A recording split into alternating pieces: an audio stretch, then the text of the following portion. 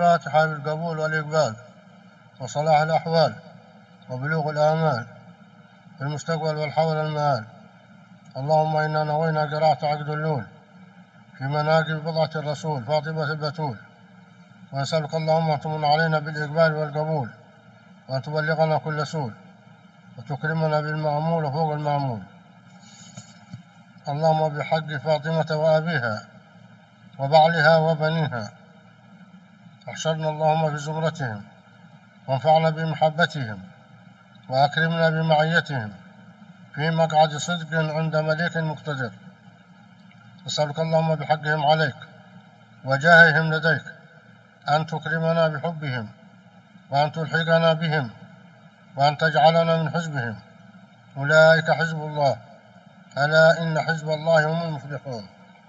اللهم اشر نفحات رضوان عليهم، وأمدنا بالأسرار التي أودعتها لديهم. اللهم من قاموا بهذا التسجيل الرائع الجميل، كل من ساهم في إعداده وتنسيقه وترتيبه وتنظيمه من رجال ونساء وبنين وبنات، اللهم املأ قلوبهم أمنا وإيمانا وسكينة واطمئنانا.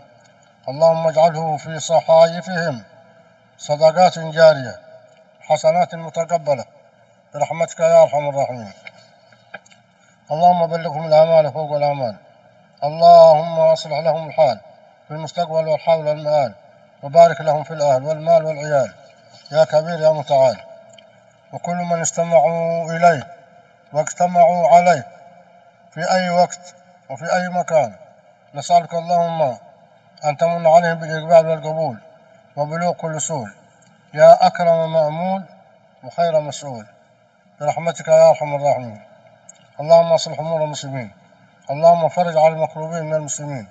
اللهم أخذ الفتن ما ظهر منها وما بطن. اللهم فرجك القريب يا قريب يا مجيب. اللهم يا فارق الحب والنوى أعد كل من الحاضرين والمستمعين من الخير ما نوى. اللهم يا فارق الحب والنوى أعد كل من الحاضرين والمسجلين والمستمعين من الخير ما نوى برحمتك يا أرحم الراحمين. الفاتحة على هذه النيات، وكل نية صالحة جالبة لكل خير دافعة لكل شر، وكل على نيته الصالحة، وبسر أسرار الفاتحة إلى حضرة النبي سيدنا محمد صلى الله عليه وسلم.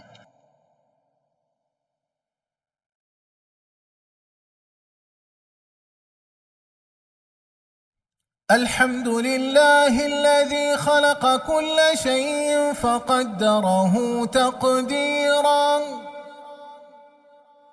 أرسل نبينا محمدا صلى الله عليه وسلم إلى كافة الناس بشيرا ونذيرا، وداعيا إلى الله بإذنه وسراجا منيرا. واختص أهل بيت نبيه الكريم بالأفضلية والتكريم تشريفا لهم وتوقيرا. وقال في معرض الثناء عليهم تنبيها للأمة وتذكيرا: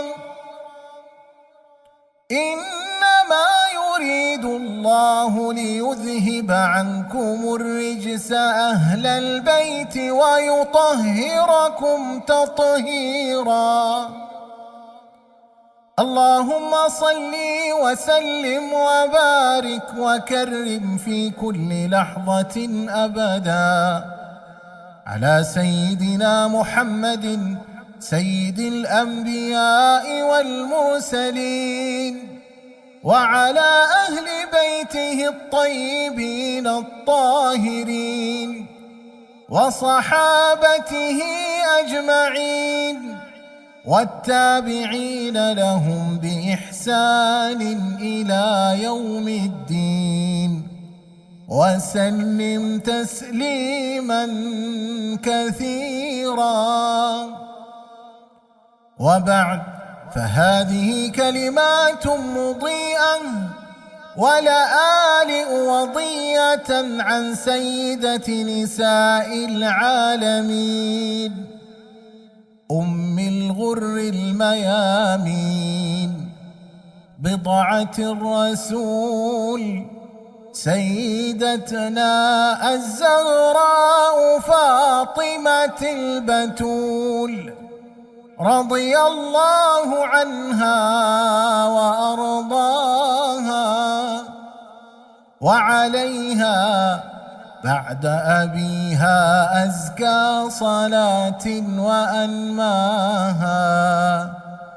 والحديث عن الزهراء رضي الله عنها شيق وجميل وممتع وطويل، يقف الكاتب أمامه حائر التفكير عاجزا عن التعبير، لا يدري من أين يبدأ إن نظم أو سجع، ماذا يأخذ من مناقبها وماذا يدع، فهو أمام بحر زاخر بنفائس اليواقيت والجواهر، لقد زكت قولا وفعلا وسمت فرعا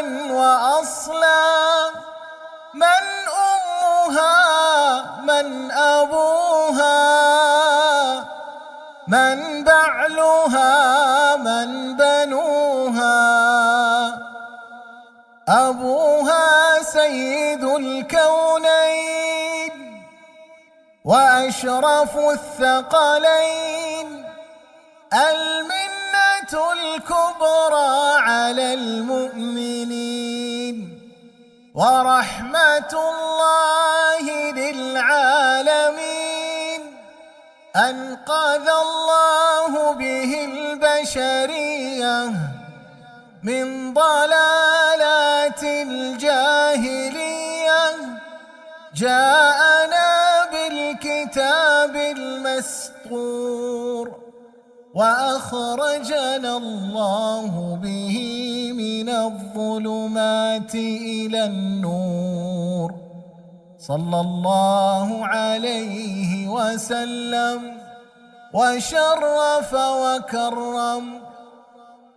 وأما أمها فهي السيدة الطاهرة ذات المناقب الفاخرة خديجة الكبرى، من فازت بشرف الدنيا وسعادة الأخرى، أكرمها الله بأعلى وسام فأهداها مع جبريل السلام، وبشرها ببيت في الجنة من قصب لا صخب فيه ولا نصب. وماذا عن زوجها المرتضى القائل كلمة الحق في الغضب والرضا، أسد الله الغالب سيدنا علي بن أبي طالب. وماذا عن ولديها الكريمين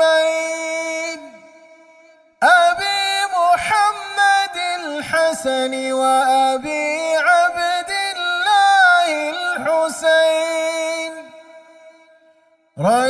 ريحانتي سيد الكونين، فهما كما جاء في صحيح السنة سيدا شباب أهل الجنة.